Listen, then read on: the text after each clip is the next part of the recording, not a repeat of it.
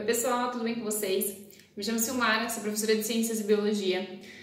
No vídeo anterior eu conversei um pouquinho com vocês sobre teoria celular e brevemente sobre diferenças básicas entre células eucarióticas e procarióticas.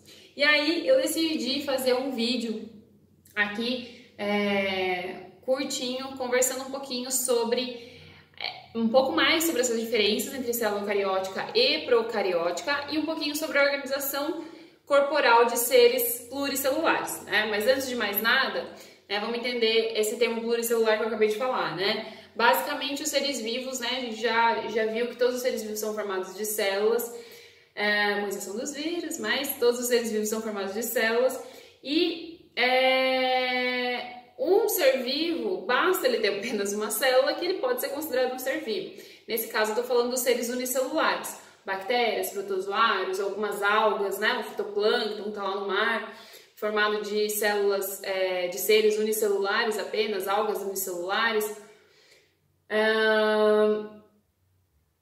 fungos, leveduras, que são formados de uma única célula também. Os seres pluricelulares são aqueles formados de muitas células, como é o nosso caso. Então, a gente é formado por trilhões de células e essas células estão organizadas. Mas depois eu falo mais um pouquinho sobre essa organização.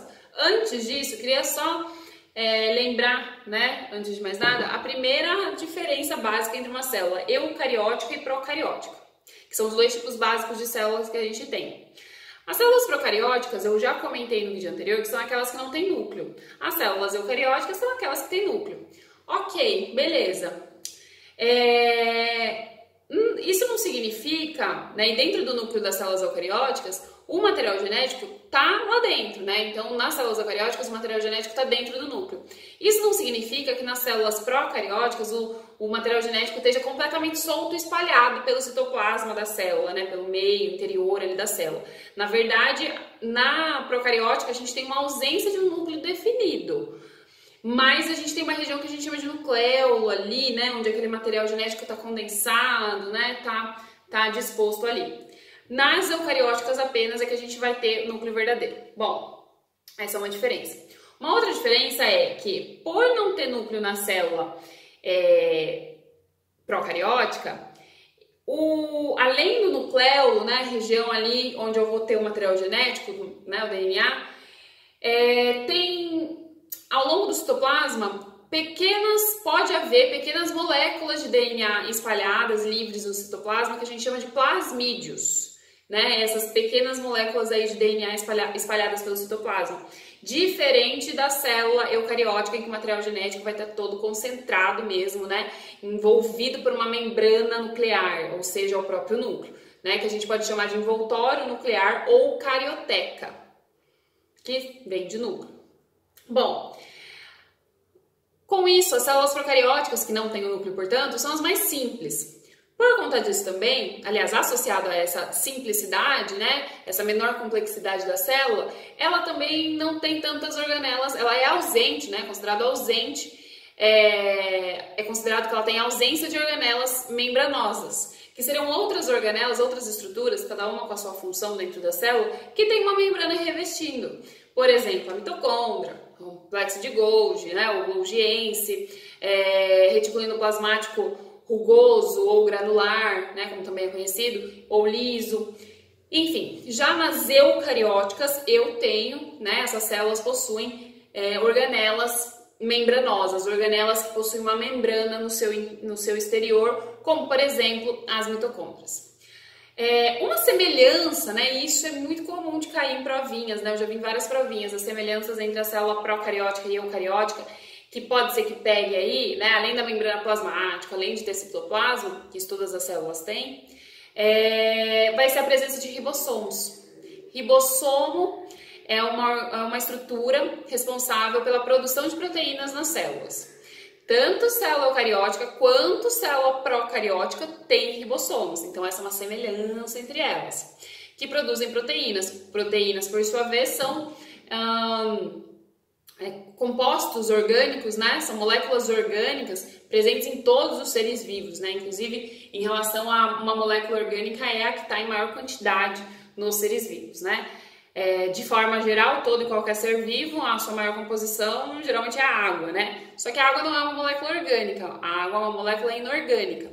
Então, em segundo lugar, tá aí, e em primeiro, enquanto molécula orgânica, as proteínas. Tanto presente nas células eucarióticas quanto procarióticas, né? Devido à presença de ribossomos.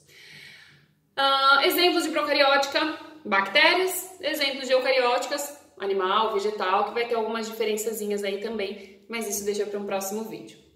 Uma outra coisa que eu queria comentar nesse vídeo também é em relação à complexidade de um organismo pluricelular.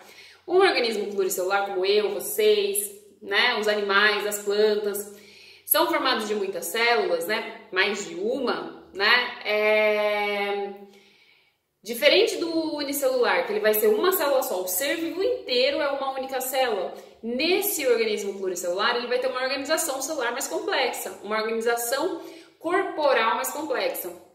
Então, por exemplo, essa organização corporal se dá de que forma?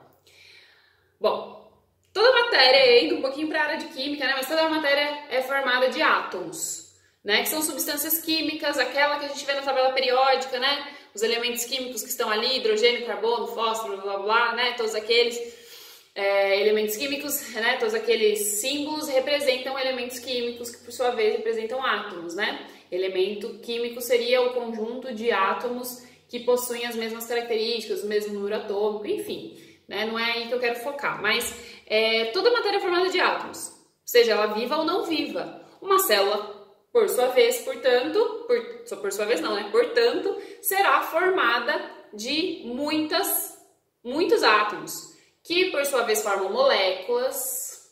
Então essa organização corporal da própria célula se dá inicialmente como? Células são formadas de átomos, diversos átomos. É a unidade mais fundamental e básica de toda e qualquer matéria, né? Enquanto a unidade básica e funcional da vida é a célula, da matéria como um todo é o átomo. Esse átomo, ele se organiza, né? Os átomos fazem ligações químicas, enfim, formando moléculas, né? Então a gente pode definir molécula como um conjunto de átomos que formam alguma coisa. Por exemplo, H2O, uma molécula da água, forma água. 2 hidrogênios, 1 oxigênio, formando a água. Então os átomos formam moléculas. Essas moléculas podem formar as organelas celulares, mitocôndria, material genético, né? Enfim, ribossomos, complexo golgiense, centríolos, enfim. Vai formar essas estruturas aí internas da célula, bem como a própria célula. E aí eu tenho a célula, a unidade básica fundamental da vida. Só que no organismo pluricelular ou multicelular, né? Pluri vem de plural, multicelular de múltiplo. Essas células vão estar organizadas, né? Vão estar juntas, de várias formas, juntas e separadas, né? Na verdade, por mais que nós tenhamos células eucarióticas no nosso corpo todo, que formam esse organismo que habitamos, que somos, a célula do meu neurônio, tá no meu sistema nervoso, não é igual, tem diferenças marcantes com a célula que está lá na parede do meu intestino delgado, porque elas têm funções diferentes. E é aí que a gente chega. As células, células diferentes, mas que têm semelhanças, estão próximas, né? Formando uma estrutura corporal, no caso aqui focando em seres humanos, né? Em animais e seres humanos, a gente diz que possuem tecidos. O que é um tecido, portanto? Como posso definir tecido? Tecido é um conjunto de células que forma alguma estrutura, né? Algo que tem alguma função, desempenha alguma função no organismo. Então, os tecidos que a gente tem no ser humano é o tecido epitelial, tecido conjuntivo. Dentro do tecido conjuntivo tem vários outros, como o cartilaginoso, o tecido ósseo, o tecido sanguíneo, tecido adiposo, né? Que é o tecido de gordura. E nervoso e muscular, são esses 4 tipos: epitelial, conjuntivo, qual que eu falei? Muscular e nervoso, tá? O epitelial, por exemplo, não vou entrar em detalhes, né? Mas em relação ao epitelial, por exemplo, é um tecido que tem como função revestir estruturas principais, né? A principal função, revestir estruturas como a própria parede dos órgãos, a pele, né, o tecido mais externo da pele, que é um órgão, né, e aí eu já vou falar disso, a pele é um órgão.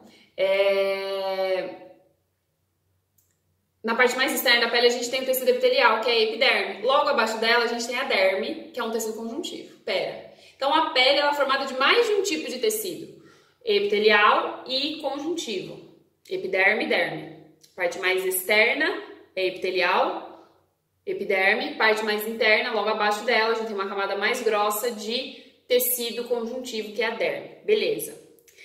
Conjuntos de tecidos, como é o caso da pele, formam órgãos. Então a definição aí que a gente pode usar para definir órgão é uma estrutura corporal que é formada por mais de um tecido e essa estrutura tem uma função específica, né? Então, coração, pulmão, né? Os órgãos internos que a gente tem também, a pele, né? Que é o maior órgão do corpo humano, né? Ela é um órgão, o maior órgão do nosso corpo, né? Porque ela está revestindo todo o nosso corpo. Ela é formada de mais de um tecido. E qual que é a função aí da pele? Né, uma das principais funções da pele, né, além de dar, enfim, o formato e a característica do corpo, é proteção. A pele protege o nosso corpo contra tudo que está fora, né, que está dentro e que está fora.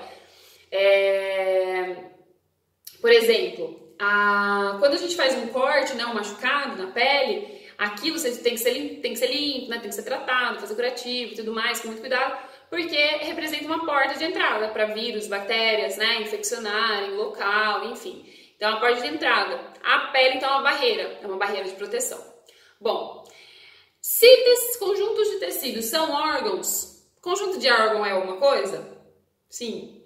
Conjuntos de órgãos que desempenham determinada função vai ser os sistemas. Por exemplo, sistema respiratório, sistema cardiovascular, sistema digestório, sistema excretor, por exemplo. Sistema excretor. Sistema excretor é composto produz a excreta, né, a urina. Sistema excretor ele é formado basicamente por 2 rins que filtram sangue, né? A função do rim é filtrar o sangue, eliminando aí as substâncias tóxicas do meu sangue, que vai ser eliminado na forma de urina junto com água.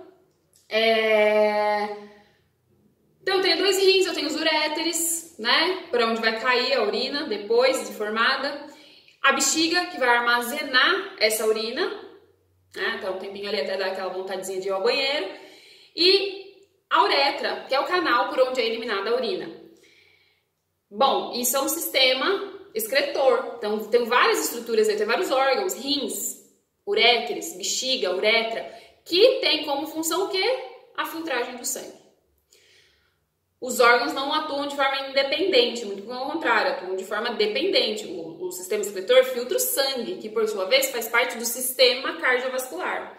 Esses sistemas em conjunto formam o organismo como um todo. Então eu não sou uma célula só, apesar de uma célula ser uma vida, uma das minhas células sozinha não faz absolutamente nada, né? Ela pode se reproduzir, claro, mas ela, para ter o meu organismo, o meu corpo de um animal pluricelular, multicelular, depende de todas essas etapas aí, essa organização corporal que eu falei. Então, só resuminho rápido. Células, na verdade, átomos que formam moléculas, que formam organelas, que formam células. Cheguei na célula. Conjunto de células ter vida, então, né? Agora tem a vida aí. Ciclo de vida e tudo mais que eu falei em vídeos anteriores. Células, conjuntos de células formam tecidos, conjuntos de tecidos formam órgãos, conjunto de órgãos formam sistemas e os conjuntos de sistemas formam o corpo, o organismo vivo. Bom, vou parar por aqui, por hoje é isso. Qualquer dúvida eu sigo à disposição. Espero que estejam todos e todas muito bem. Tchau, tchau, gente!